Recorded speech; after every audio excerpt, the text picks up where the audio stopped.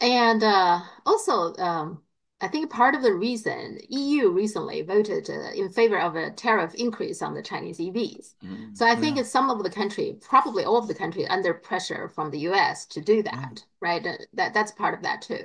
But what's interesting is like I thought that they are going to introduce this 35.3%, which is on top of the 10% that's already in place. I thought it would cross the board all the EVs. Well, it turns out it's not. So it's not necessarily Chinese cars, it's China made cars. So for example, they put like 10% on Tesla cars coming from Mm, China. That's 10%. But Volkswagen, they put on 21%, 21.3%. mm, So some of the people in China are discussing like, is this now Germany is very much against it. France is the one who mm, voted in favor. Um, yeah. so some people are saying, yes, it is the bill is against China, want to hurt China's EV industry, but there is also some elements of France want to take advantage of hurting the German cars. Do you think there's some Mm. elements of that too? Absolutely. If you know anything about European politics and European history, I don't even mean old European politics, the French intensely resent the fact that over the last 20 years, they've constantly playing second fiddle to the Germans. This is not how, in the French conception, the EU was supposed to work at all. It was supposed to be a tandem between Germany and France. And if you go back to its original creation, the first ideas about it by Jean Monnet and people like that, it was going to be something that was going to be led by France. And Uh-huh. here are the Germans coming along and they're leading it instead. And the French absolutely do not like it. This is, by the way, an astonishing decision. First of all, one of the most amazing things about it is that it is a decision which the EU majority forced on Germany. Now, Yeah. this hasn't happened for a long, long time. The Germans nearly always, in fact, as far as I know, always up to now, have won when it comes to battles of this kind. And what you see is a combination of French politics, French policies, specifically, I mean, Macron, but even other people in France, trying to sort of knock the Germans down. The French know that the German car industry is absolutely critical for Germany's industrial strength, what's left of it. Whereas France, in some ways, has a industrial sector which is more diverse, even though it's smaller, and perhaps more resilient. So the French wanting to knock the Germans down. And the so called countries of New Europe, in other words, the Baltic states, the East Yeah. Europeans, the Scandinavians, all of those people who take orders from Washington, they came together with the French in order to do this to the Germans. The Germans will not be happy. Yeah. And it's going to create serious tensions inside Germany itself. Well, I thought the whole European idea is to kind of resolve this tension between France and Germany. But that tension is Hmm. still there, isn't it? More or less, it's still there. It seems to me. It has always been that, and it will always remain. I mean, it waxes and wanes, but at the Mhm. moment it's greater than it's been, partly because of the crisis caused by the Ukraine war, That- which has affected both countries in ways that have made each of them more suspicious of the other. So just to say, so it's always there. As I said, the French basically came up with the idea of the European Union, or what became the European Union in the 1950s, because they wanted to harness German power, which they always knew was there, in order to square off against the British and the Americans, especially the British, because they were very suspicious of the British. They then there was a period in the 60s when things were sort of stable. Adenauer and de Gaulle got on pretty well together, and there was a genuine sense of rapprochement, and that continued into the 70s. And then, of course, German reunification came. The French became worried about that. They tried to lock the Germans down by creating a centralized Europe. And then to their horror, they discovered that it was the Germans leading it rather than themselves. So these tensions have always been there, and they will remain there. And China retaliated to France, even though France is not the only one who voted in favor of that. China retaliated by conducting investigation of dumping for brandy. Now brandy, I didn't know that it was so important. I didn't know 99% of China's brandy coming from France. So we're talking about $1.7 billion business and in the neighborhood of 60,000 jobs. So the interesting thing is what you're saying, that you shouldn't just trying to play these kind of games to scare China, because when China announced this, we're going to investigate, dumping for brandy, France was shocked. Apparently, Macron was shocked because it's such important, industry for them. But China made it very clear we are going to retaliate. So China said that ahead of time.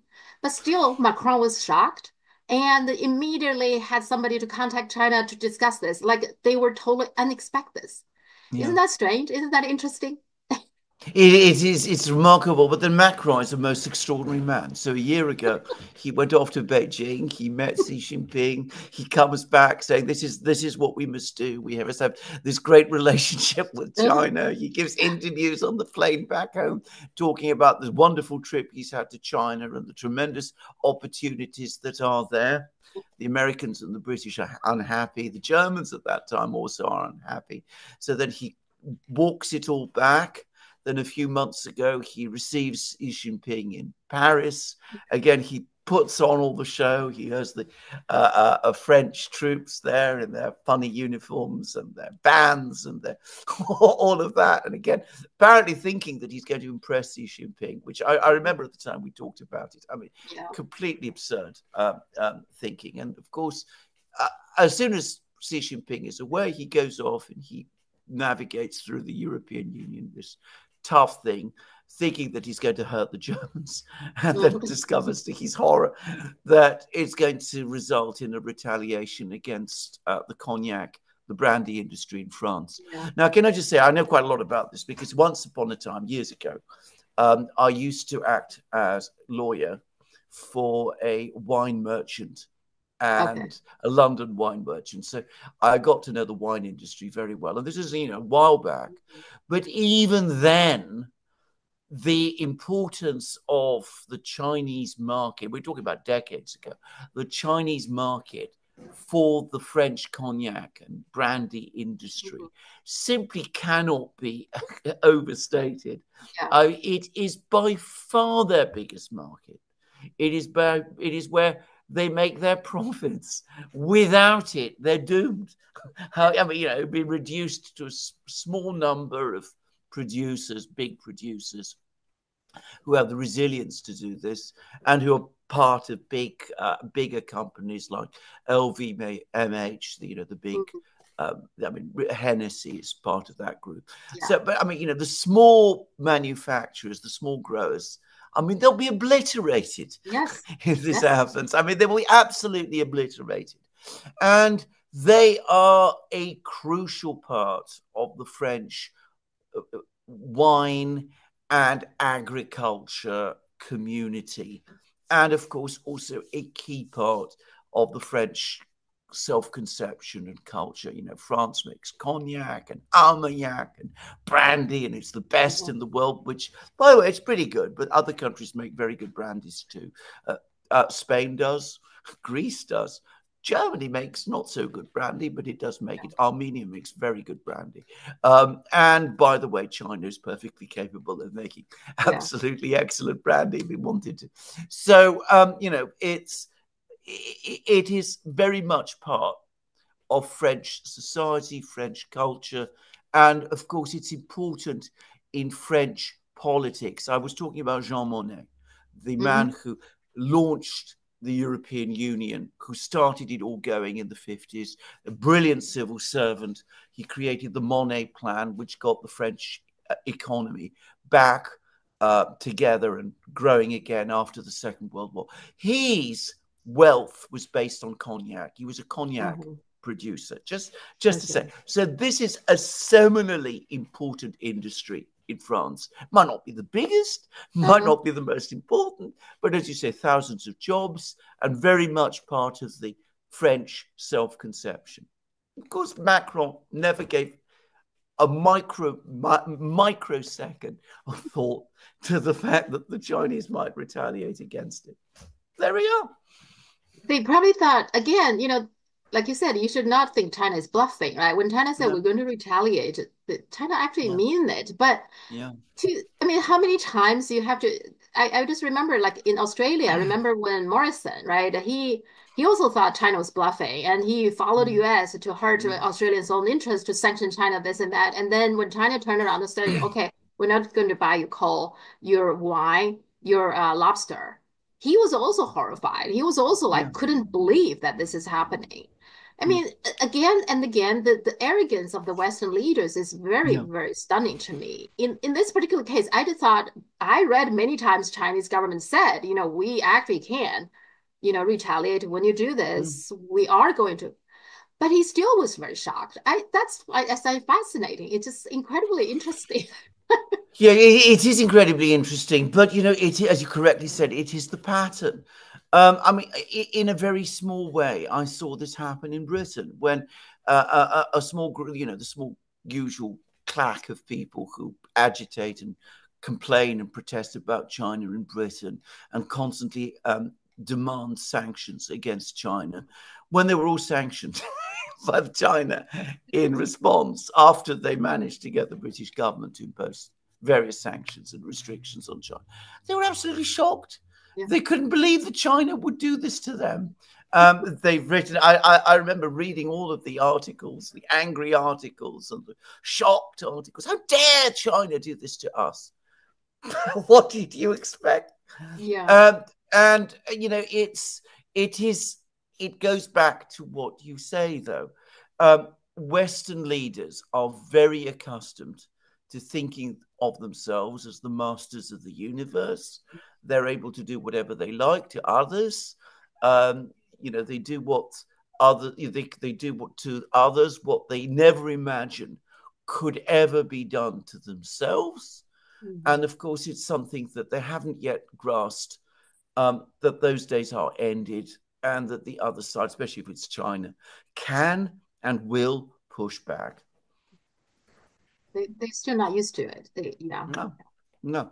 I mean, to them, it violates natural law. Okay. I mean, the proper order of things, the world turned the right way up, is for them to sanction others and for the others to sit back and tremble and say, "Oh, yeah, we're going to do whatever you want." A world in which they get sanctioned in response is the world turned upside down, and they can't imagine it or accept it. But it's very frustrating for Chinese government because the Chinese government is telling them these are the things we're going to do, but they totally ignore it. They don't take it seriously until it happens, until the action took place, and then they were like shocked, and then they come back saying, can you not to do this and that? Well, then it's too late. I mean, I find it staggering because, like you said, that the brand industry is so important for cognac, is so important for France. France right now, the cognac has 99% of the Chinese brandy market, which make it impossible for anybody else to come in. So they have a very unique control of southern China. In particular, southern China seems like that's a big thing. The cognac is a big thing. What they do now is self-destructing because once China started doing this, then other competitors will see opportunities. That's their opportunities, including like bourbon. The U.S. have bourbon, not so much brandy, but bourbon. And I actually was talking to a friend not that long ago. I said, I don't see that much bourbon in the Chinese market. How come is that? And he just said, well, it's hard. It's hard for anybody other than a cognac to come in. And they are self-destructing, isn't it? This is exactly right. But again, to say it again, I mean, bourbon is a whiskey. Brandy is a wine-based thing. I mean, they are both spirits. They're not that different. Just to say, I mean, whiskey. Just to say, whiskey became established in England in the late 19th century because there was a crisis in the French wine industry in the 19th century because there was a plague which caused all the vineyards to die. So the English at that time were looking for an alternative, and they came up with whiskey, which then became refined and basically replaced cognac in London. This is in the late 19th century. You see, it can happen. Whiskey can take the place of cognac. It's, as I said, a history for all kinds of reasons I know very well. But, I mean, there are other cognac and brandy producers too. The dominance that France has in this is based more on history than quality. I'm not saying that French brandy isn't exceptionally good, but other countries, Spain especially, also make exceptional brandy. The sherry producers in Spain make exceptional brandy. Maybe the Chinese won't want to go there, but they can find other places. Armenia makes exceptional brandy. The Caucasus countries make exceptional brandy too. Anyway, anywhere that you grow grapes, you can make brandy. Just to say, if you look at the prices of French brandy, they are enormous. A bottle of Richard Hennessy, just one bottle, would cost around $10,000. I mean, I'm not exaggerating. Why are those prices possible? Because of the enormous demand in China. That is what drives up prices of brandy. If French brandy was priced at more, shall we say, measured levels, because it didn't have this huge captive market to draw upon, then, as I said, all of the producers would go bankrupt. All the small producers would go bankrupt. It is as simple as this. Yeah, if I were a French farmer, I'll be frustrated. I'll be ballistic. Well, they will be furious about this, and there will be a political effect as well.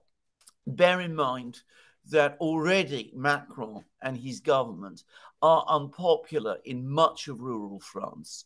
This will be seen not just in the Cognac and Armagnac regions, but right across France, in all the wine growing regions, and every French region grows wine to some extent or other. It will be seen by them as further proof that the political class in Paris isn't interested in them, doesn't care about them, is entirely focused on some great geostrategy of its own. Bear in mind that these people aren't interested in a quarrel with China anyway. To the extent that they have any hostility towards anyone, it tends to be more towards the Americans and the British and the Germans and people of that kind closer to home. Yeah, like you said, I think Macron is kind of interesting. I mean, he seems like a smart guy, and from time to time he does say something sensible, but then he just turns around and do something and say something really stupid. I can't quite understand him either. Just it's very well, I think it's a waste of time trying to. I mean, if I can just go back a little, back in 2022, before the war in Ukraine began, he visited Moscow. The Russians had hours of discussion with him. And, this was said publicly, so this isn't a secret. And he kept Putin up late into the night.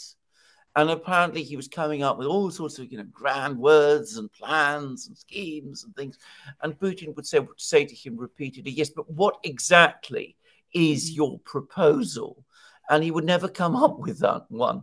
And that is Macron. He's very, very good at, spinning great grand stories, but he's never really someone who sits down and looks at things in a practical way.